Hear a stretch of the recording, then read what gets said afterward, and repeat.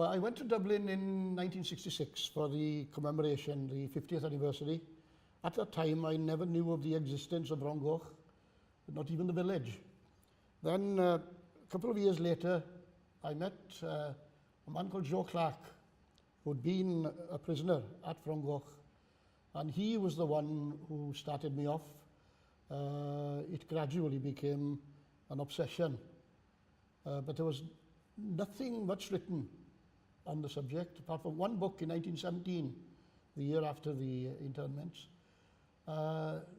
Then in mid-80s, a book appeared by Sean O'Mahony, and that really opened the door for me.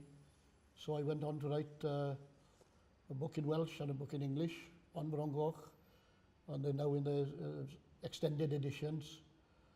So yeah, it did become an obsession. It still is, in fact. I'll be talking about Frongoch internment camp near Bala, where almost 2,000 Irish Republicans were interned in 1916 following the Easter Rising. Many of them went on to be, well, the architects of modern Ireland. The most famous probably was Michael Collins. It was at Frongoch, I believe, that he really came to prominence. Without Frongoch, God knows what would have happened to Collins.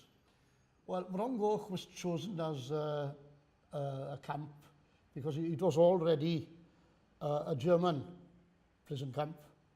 It was convenient for the railway. There was a station right between. There were two camps there. The station was in between. And also there were connecting roads that were useful. And it was right in the middle of the countryside, which would put off any idea of escaping, probably, without them being seen by some of the locals. 66, there were still many divisions in Ireland. There were people who couldn't stand Michael Collins, for instance. Republicans especially, of course, because he signed the treaty. But by now, things seem to have pacified even in the north. You get the feeling now that things are much, much more benign, and people are willing to listen. And it's always a pleasure to go there. I've been over about 4 times this year already. Well, I hope I can open their eyes to the importance of Frongoch, because it's been described as the anvil that forged the metal of modern Ireland, and I believe that's true.